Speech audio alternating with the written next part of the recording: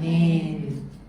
자, 오늘부터 이제 신약 이제 시작인데요. 오늘 1과 좀 내용이 많아요. 왜냐면 이제 구약도 정리해야 되고 신약도 우리가 한번 훅 훑어봐야 되기 때문에 내용이 좀 많습니다. 그래서 정신을 바짝 차리셔야 돼요. 자, 오늘 우리가 먼저 1과 공부하기 전에 우리가 신약에서 무엇을 공부할 것인가에 대해서 한번 볼게요. 자, 보시면 1과 제목이 구약을 단숨에 확 깬 다음 신약에 붙여라. 구약 들으신 분 이거 기억나시죠? 창초미스 사사막 대라는 이 이후에 이 이야기를 한번 훑어보고 이 이야기 이후에 어떤 이야기가 있는지 신약까지 어떻게 역사가 흘러가는지에 대해서 오늘 우리가 살펴보도록 하겠습니다. 2과 갈릴리 예수 첫 유월절에 예루살렘에서 톱뉴스 주인공으로 뜨시다. 예수님의 탄생으로부터 시작해서 예수님께서 공생애를 시작하시는 그 시간을 우리가 같이 공부할 거고요. 8개월 후 갈릴리로 이동! 갈릴리도 들썩들썩 예수님께서 예루살렘에서 8개월 동안 활동하세요. 그리고 나서 갈릴리로 이동하시면서 갈릴리에서 1차 사역 하시거든요. 두 유월절 지나 제자훈련 MT까지 갈릴리 사역 완료라고 되어 있어요. 자, 두 유월절이 지났다는 건 예수님 공생이 시작하신 지 2년이 넘었다 이런 뜻이에요. 그래서 2년 후에 제자훈련 하시고 갈릴리 사역을 마무리하시는 내용을 우리가 사과에서 공부하도록 하겠습니다. 그리고 드디어 갈릴리를 떠나 오랜만에 예루살렘에서 초막자 수전자 대중설교를 하시고 오랫동안 갈릴리 사역을 하셨는데 이제 예루살렘으로 오셔서 마무리 사역을 하시는 내용 우리가 공부할 거고요. 제자들에게 유언강론 남기시고 십자가에서 처형되시는 예수님께서 죽으시는 내용을 우리가 공부하도록 하겠습니다. 7과에서는 예수 부활 이후 갈릴리 사나이들 예루살렘 교회 개척 예수님께서 부활하시고 승천하신 다음에 예루살렘에 교회가 생기게 되거든요. 그래서 그 내용을 공부하게 될 거고요. 그리고 혜성처럼 나타난 바울, 해외 갈라디아 교회 개척, 바울의 1차 사역 둘러보겠습니다.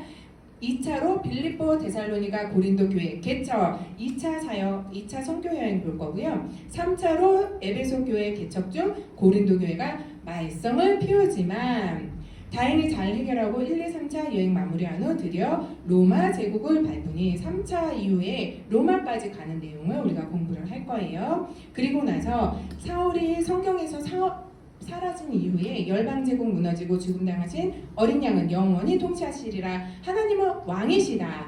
다른 사도들의 사역들을 훑어보면서 이 내용은 지금 사도 요한이 마지막 계시록에서 남긴 내용이거든요. 그래서 계시록까지 저희들이 살펴볼 건데 여러분 지금 제목 보셔서 신약이 이렇게 흘러가겠구나 좀 보이시죠? 사실 우리가 제목만 딱 봐도 이거에서 무슨 공부를 하겠구나 라는 것을 우리가 알 수 있어요. 그래서 여러분 그 신약을 내가 전체적인 내용을 머릿속에 그리고 싶다 그러면 제목을 외우시면 좋아요. 그러면 성경에 신약에 이런 내용이 있었지 라는 것을 우리가 알 수 있거든요. 그래서 우리가 제목도 중요하게 여겨주시면 좋을 것 같아요. 자, 이제 우리가 1과 들어가 보도록 하겠습니다. 우리 제목 한번 읽어볼까요? 시작! 구약을 단숨에 확 깬 다음 신약에 붙여라. 네, 구약을 단숨에 확 깬 다음 신약에 붙여라. 우리 워크북 9페이지 한번 보겠습니다. 워크북 9페이지 오늘의 포인트 이렇게 돼 있어요. 그래서 첫 번째 구약을 정리해서 신구약 중간시대와 연결시키기. 오늘 저희가 구약에 어떤 내용이 있었는지 한번 싹 훑어볼 거예요. 그리고 난 다음에 이 구약을 우리가 어떤 관점으로 신구약 중간시대하고 연결시켜야 되는가 라는 것에 대해서 공부를 할 거고요. 그러면 신구약 중간시대에 무슨 일이 있었는지에 대해서도 공부할 거예요. 그리고 신약 목록을 우리가 구약 목록을 쭉 정리를 했었잖아요. 창조의 미서서, 역사서, 그리고 시가서, 예언서 이렇게 구분했던 것처럼 저희도 신약 목록을 한번 정리를 해볼 거예요. 그리고 신약을 이야기로 확 꿰뚫기. 우리가 구약 할 때에도 구약을 이야기로 한번 그러니까 우리가 성경을 거룩하고 성스러운 것이죠. 그런데 그렇게만 보지 말자는 거예요. 왜냐하면 역사책으로 우리가 한번 보자는 거거든요. 역사 속에서 하나님께서 어떻게 일하셨는지를 한번 보자는 거예요. 그래서 신약도 역사로 한번 쭉 끄면 이야기로 우리가 얘기를 할 수 있거든요. 그래서 그 이야기로 어떻게 뚫고 지나갈 것인지에 대한 거를 우리가 한번 보도록 하겠습니다. 자, 9페이지 스카치 테이프 제가 읽겠습니다. 우리는 구약 역사를 타고 여기까지 흘러왔습니다. 긴 여행을 한 거예요. 한 과씩 한 과씩 12과를 공부하면서 구약 성경도 다 읽었습니다. 자, 이제는 신약입니다. 그런데 신약 성경 안으로 곧장 들어갈 수 없습니다. 왜냐하면 구약이 끝나는 말라기와 예수님이 오시는 사복음서 사이에 약 400년의 세월이 있기 때문입니다. 이 400년의 세월을 모르면 신약을 이해하는 데 많은 장애가 있습니다. 그래서 우리는 400년 신구약 중간 시대를 거쳐 예수님의 생애로 들어가려고 합니다. 그러면 400년 중간 시대를 금방 공부할 수 있는가? 그것도 아직 아니랍니다. 그럼 뭘 또 해야 하나? 신구약 중간 시대를 어떤 관점으로 이해해야 하는가를 정리해야 한답니다. 자, 그래서 오늘 신약 공부 입문하면서 구약 총정리하고 신구약 중간시대 공부하고 신약 목록 개괄적으로 이해하고 그 다음에 신약을 이야기로 확 꿰뚫는 공부를 하도록 하겠습니다. 자, 내용 들어가기 1번 구약을 정리해서 신구약 중간시대에 연결시키기. 그래서 우리가 이제부터 구약을 한번 훑어보려고 하는데요. 구약 안 들으시는 분들, 안 듣고 지금 신약 들어오신 분 계세요. 근데 그런 분들은 이게 뭘까? 라고 생각하는 포인트가 있을 수도 있어요. 자, 그런데 그럼 어떻게 해야 될까요? 네, 내년에 들으시면 돼요. 그런데 구약을 들으셨던 분들은 들으시면 맞아, 저런 내용이 있었지, 이렇게 이해가 되실 거예요. 그래서 우리 한번 들어가 보자는 거죠. 자, 여러분, 성경은 무엇으로 시작을 하죠? 처음 시작. 창세기로 시작하잖아요. 그래서 창조를 말씀을 하시고 난 다음에 그리고 나서 바로 이스라엘 국사로 들어가던가요? 기억나세요? 바로 하나님께서 창세기 딱 창조하시자마자 나는 이스라엘이라는 나라를 내가 시작하겠어, 이렇게 하셨던가요? 기억나세요? 아니죠. 네, 세계사로 시작하세요. 세계사, 인류 일반 역사로 시작하시거든요. 그래서 창세기 1장에서 11장까지 보시면 창세기가 기원부터 시작을 하는 것을 우리가 알 수 있습니다. 하나님께서 세상을 창조하셨는데 그 창조의 핵심이 지구였다는 거예요. 그리고 나서 티그리스 강과 유프라테스 강 사이에 메소포타미아 문명이 있는데요. 이 메소포타미아 문명을 중심으로 인류 일반 역사가 시작이 됩니다. 자, 이곳을 성경에서는 에덴으로 추정한다, 이렇게 말씀을 드렸었어요. 자, 인류는 아담부터 시작을 하죠. 그래서 하나님께서 이 창조 역사를 아담, 첫 번째 인류였던, 첫 번째 사람이었던 아담을 참여하게 하세요. 그 창조에. 그래서 동물 데리고 와가지고 이름 지어줘라 그랬던 거 기억나시죠? 그래서 아담이 보고 창조 원리를 깨닫는 거예요. 하나님께서 이렇게 이 동물들, 이 세상은 이렇게 창조하셨구나. 창조 원리를 깨닫거든요. 창조 원리를 깨닫는 사람은 다스리는 자가 되는 거예요. 자, 그런데 하나님께서 또 하와를 데리고 오게 하시잖아요. 그래서 내 뼈 중에 뼈요, 내 살 중에 살이로다, 이렇게 얘기하면서 뭐예요? 너는 나다 했던 거 기억나시죠? 너는 나다의 핵심이 뭔지 아세요? 뭘까요? 내 이웃을 내 몸과 같이 사랑. 그래서 사람을 다스리는, 사람을 통치할 수 있는 그 원리도 하나님께서 알려주셨다는 거죠. 그래서 아담 PhD 논문으로 왕되다, 기억나시죠? 이과 우리 처음 시작할 때, 구약 시작할 때 제목이었어요. 자, 그렇지만 내가 너에게 왕권을 주었지만 진짜 왕은 나다. 그러면서 선악과를 지나갑니다. 진짜 왕은 하나님이시라는 것을 잊지 말라는 거예요. 자, 그런데 인류 역사가 하나님의 왕 되신 것을 잊고 죄를 짓게 되죠. 그래서 가인 계열과 셋 계열로 갈라지면서 하나님을 거부했던 가인 공동체가 바벨론 제국을 이렇게 시작하게 됩니다. 자, 그런 세계사 가운데 창세기 12장에 보면 드디어 하나님께서도 세상 나라 속에 하나님 나라 이스라엘의 국사를 시작하시는 거예요. 처음부터 이스라엘 국사가 시작되는 게 아닙니다. 자, 그럼 하나님께서 왜 세계사 속에 이스라엘이라는 나라를 시작하셨냐는 거예요. 하나님의 왕되심을 알게 하기 위해서 그렇게 하셨다는 거예요. 이스라엘 백성을 복되게 하시고 그 나라를 통하여서 모든 민족이 복을 받게 하시겠다는 그 하나님의 마음으로 이 나라가 진리 보유 국가로서 모든 사람들에게 진리를 전해주는 나라가 되기를 원하셨습니다. 그런 마음으로 세계사 속에 이스라엘이라는 나라를 세우셨다는 거예요. 자, 그러면 나라를 우리가 만들려면 나라의 3요소가, 국가 3요소가 있어요. 뭐였는지 기억나세요?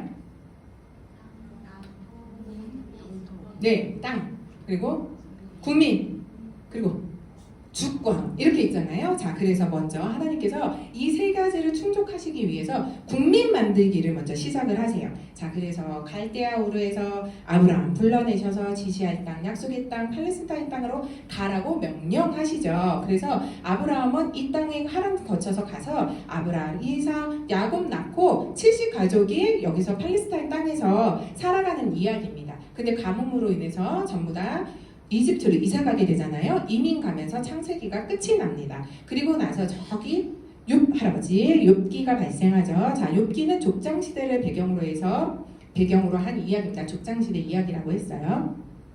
자, 그러면 그리고 나서 이민을 갔는데 이민을 가고 난 다음에 출애굽기에 딱 들어가니까 이미 400년이 지난 후에요. 400년이 지난 후에 아브라함 후손이 엄청나게 번성한 거예요. 그래서 하나님 나라의 국민 만들기가 끝났어요. 자, 창세기 딱 들어가니까 국민이 이미 만들어졌네 이거예요. 자, 그런데 출애굽기 딱 들어가니까 이 이스라엘 자손들 노예 상태인 거죠.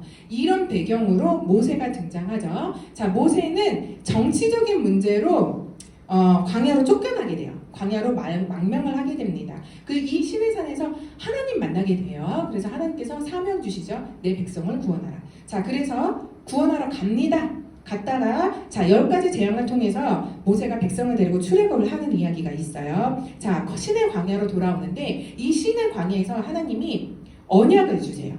자, 그리고 법도 주세요. 자, 이제 국민을 만들었잖아요. 250만 명이나 되는 사람들을 다스려야 되잖아요. 뭘로? 법으로 다스리겠다는 거예요. 자, 법도 주시고 하나님께서 내가 너희하고 함께 있을 거야. 그러면서 내가 너희랑 같이 있는 걸 어떻게 할까? 자, 성막을 지어라. 그것을 보면서 너희들이 알게 될 거야. 내가 너희하고 함께 있다라는 것을. 그래서 성막 지으라고 명령하시거든요. 그래서 이 내용을 담고 있는 것이 바로 레위기입니다. 그래서 이 레위기는 법전이다. 출애굽장에서 하나님께서 주신 법전이다. 이렇게 생각하면 좋다고 말씀을 드렸어요. 자, 이제 민수기입니다. 자, 우리 아직 시내산에 있어요. 출애굽하고 시내산 와가지고 1년 정도 지났거든요. 근데 아직 시내산이에요. 자, 그런데 하나님이 이들을 어디로 인도하려고 지금 출애굽 시키신 거예요? 가나안 땅 보내시려고 지금 출애굽 시키신 거란 말이에요. 그러니까 시내산에서 더 이상 있을 수 없었죠. 그래서 민수기 하면 이동이다! 이게 생각이 나셔야 돼요. 자, 이동합니다. 자, 가데스 바네아 모압까지 가는데 이 세 가지. 자, 먼저 우리가 첫 번째 갈 곳이 가데스 바네아예요. 가데스 바네아. 자, 우리가 가데스 바네아 갔는데 자, 보시면 여러분. 자, 여기 가나안 땅입니다. 오! 신문물을 제가 하나 들고 왔어요. 자, 가데스 바네아입니다. 가데스 바네아에서 동그라미 쳐놓은 곳이 가나안이란 말이에요. 엄청 가깝죠. 자, 하나님의 뜻은 뭐였냐면 가데스 바네아 갔다가 바로 가나안으로 들여보내실 계획이었어요. 자, 그런데 들어갔어요? 못 들어갔어요? 자, 못 들어갔어요. 자, 가데스 바네아에서 38년을 머물게 되거든요. 왜 못 들어갔는지 기억나세요? 사명을 감당하지 못해서. 자신들의 사명을 잃어버려서.